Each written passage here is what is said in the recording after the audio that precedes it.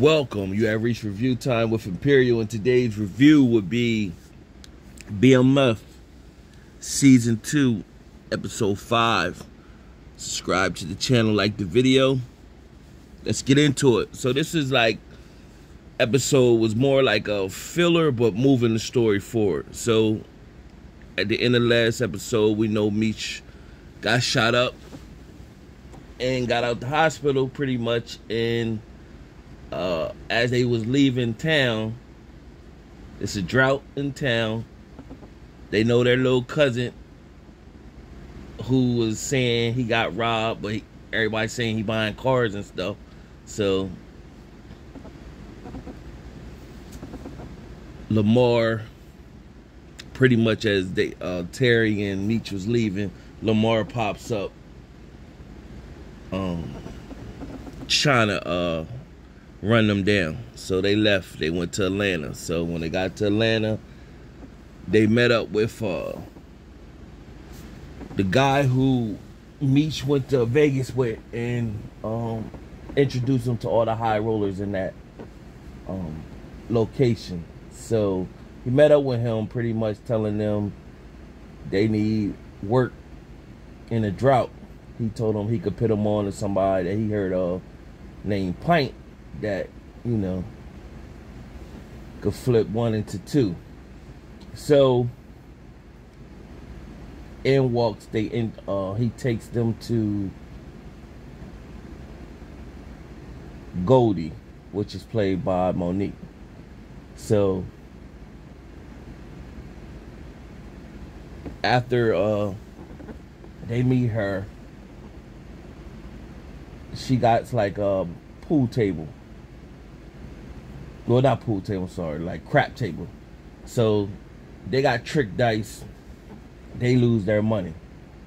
So Meech and Terry is pretty much trying to figure out what they're going to do.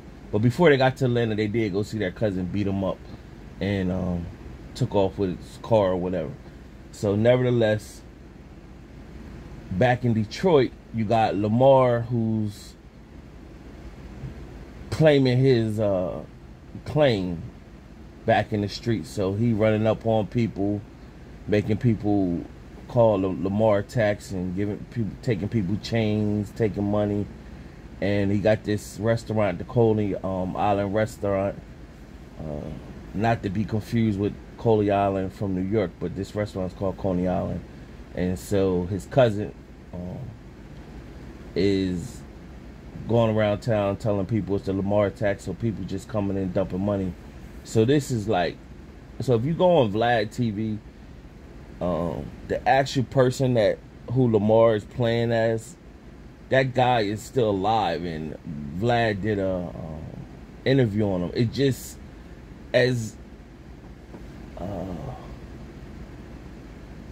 cutthroat and how vicious people were during those times, and even in present day times, you would be thinking somebody like that, how he was able to still just be around. How would he still be around through all that, and nobody didn't come and just whatever, you know? So nevertheless, Lamar, he approaches his old girlfriend and pretty much tell her, hey, listen, you know, basically he wants his family back. And she was like, you'll never get with me again. And he just like, think about it. He pretty much showed her that he got a colostomy bag, and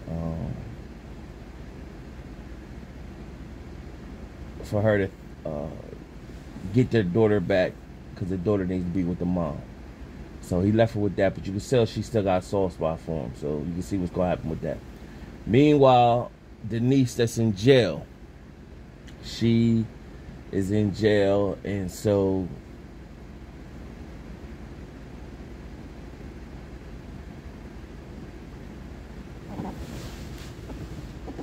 the niece is in jail, and so they were pretty much, the detective was pretty much trying to get her to, hey, dime the Flannery boys out, and are you going to be doing a lot of jail time?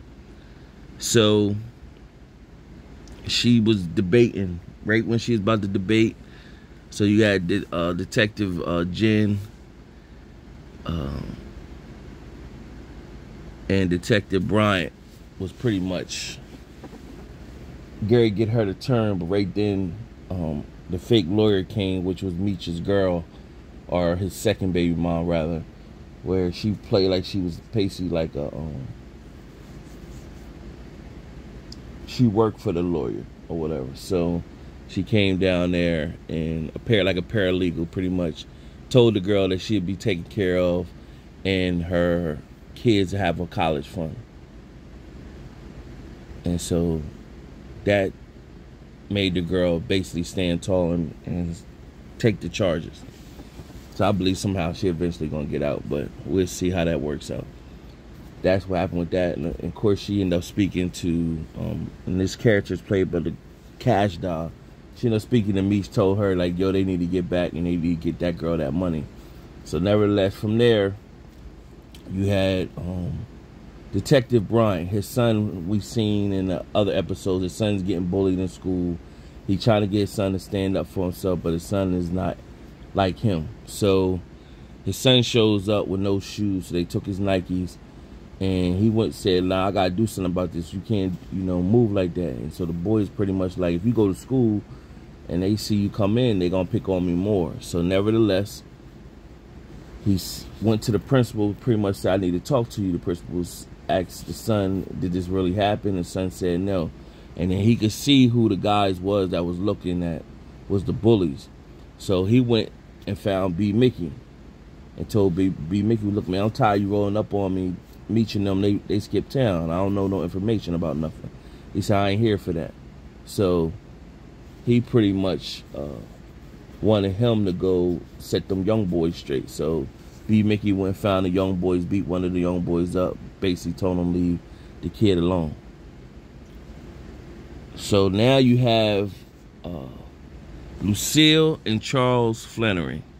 So you know their situation happened, their marriage is estranged, and you had Lucille is fighting for her marriage. So they got a church retreat, and Charles don't want to go. And so Lucille sees the young girl that's on the choir, thinks she's taking a liking to him. And she pretty much, while Charles is not going, and she is going, so she's looking at the young girl in the choir who's the one that is into Charles. Meanwhile, when Charles don't go, she kissed Charles very seductive before she left out, just marking her territory as being her man. And Charles was left on. Now, meanwhile, Mabel, who's been divorced in the neighborhood, she was welcome in the neighborhood, single. He's doing handiwork, and she's got a attraction to Charles. So women, they don't care about whether he married or not. That's more attractive to them. So she's talking about she having a party, he should come to the party or whatever. So he comes to the party, and when he shows up to the party, they're dancing. She's trying to get him to drink. He doesn't drink, but there is dancing and attraction is there. And one of the women pushed up on him and was like, oh, you brought one in here. So now you got the single women in there. They just, they hounds right now.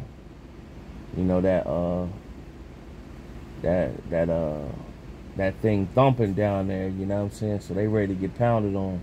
So nevertheless, from there, the party's over, and Charles is pretty much, he's trying his best to fight his temptation. But Mabel, she's pushing up on him. And he need this because, he ain't getting it with his wife right now. So he like full arm go. So he, Maple with it. He just turned her around, just knocked her down right quick and bounced. Meanwhile, when he got home, his wife showed up. And see, when the wife got back from the retreat, she approached the young girl, basically said, are you sleeping with my husband? And the young girl pretty much told her, like, nah, I I did some things in my time, and I finally got back to God. I wouldn't do nothing like that. And so she apologized. So now she's ready to come home and be all into her husband. Meanwhile, he's having some guilt on what he did, because now he stepped out on his marriage. But now his wife is ready to go. So he slipped away from her right quick so he could hurry up and get in the shower. And once he got in the shower, Lucille's ready to go. So, you know, he got to do his due, but afterwards it was on his conscience, like feeling bad that he did what he did. So it's gonna be more to play out like with that, because I think he gonna eventually either break up with her or they gonna get a divorce. I gotta look into that part of the story, if they ever got divorced or how that worked. So nevertheless, back to Meech and Terry. They got duped by Goldie and her club, but so they pretty much they need to get money. So they did find a guy who pretty much said they need money. It's a drought, but they gonna need money, and they can't be fronted right now. So they like, all right, well, we got hustled from Goldie. So they went and approached Goldie and told Goldie, like, yeah, we know you hustled us, but we trying to get money. So take us where the dice game at. And so keep in mind, this is still the 80s right now, or whatever. So one would think in this type situation, like, what would stop her not to just have them set up or whatever? So nevertheless, she didn't. She took them to the dice game, and they went in whereas if they were just two random people, but Meech was on one side, Terry was on the other, and they were just running back and forth, and they was cleaning out the dice game or whatever. So the dude Mike, who was running the dice game, pretty much said, man, y'all together on this, y'all hustling, you know. And he said, well, basically y'all got tricked dice. So he thinking Terry had tricked dice, so he said, well, use these dice right here. And then Terry rolled the dice and pretty much said Southwest T, and he ran a 7 hit, and they won all the money. So then they came back to the spot where the guy who had to work. Now they was looking for a guy named Pint.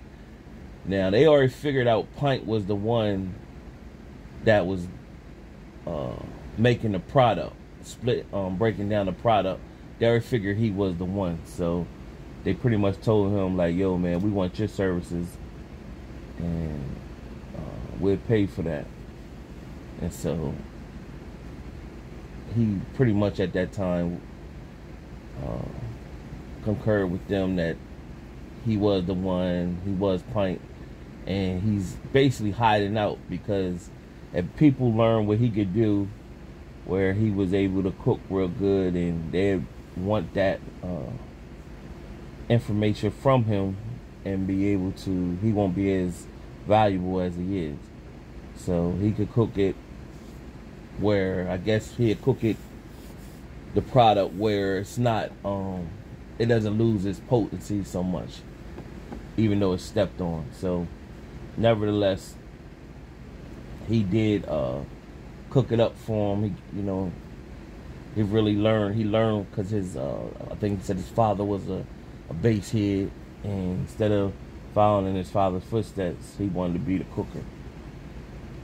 So that was cool. That was all that happened with that. And then it just shows Lamar shows up to the house back in Detroit, and the mom had her knife, but she didn't put it in her she thought she like in her apron. And so Lamar was ready to do some damage. He said, are you pretty much, are you Terry and Meech mom? She was like, yeah. And she started speaking her God stuff. So their sister Nicole came down, seen it. So she jumped on the phone and she called Terry, like, yo, the guy that basically Lamar is out here. Y'all need to get back quick. So they on a panic mode to get back. But now the mom went into her prayer for God, said, "Pray with me." He wasn't trying to hear that first, but she just jumped and grabbed his hand and spoke for forgiveness for her sons, and what hit him when she said it's not too late for him to turn it around. And then it kind of like a light bulb, he switched, even though he's crazy, but the switch, he went back to sane, and he was like, and you could tell at that point he simmered down, and so he just stepped off and left. So it's basically gonna be like the push to get the parents out of there. So that was pretty much the episode. Decent episode. It was a filler, but moving the story forward at the same time.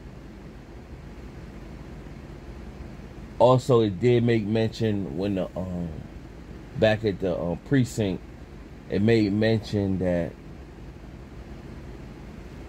the detectives and them, they were on to K9. So the real K9, around 89, 90, he got locked up. And he got out there.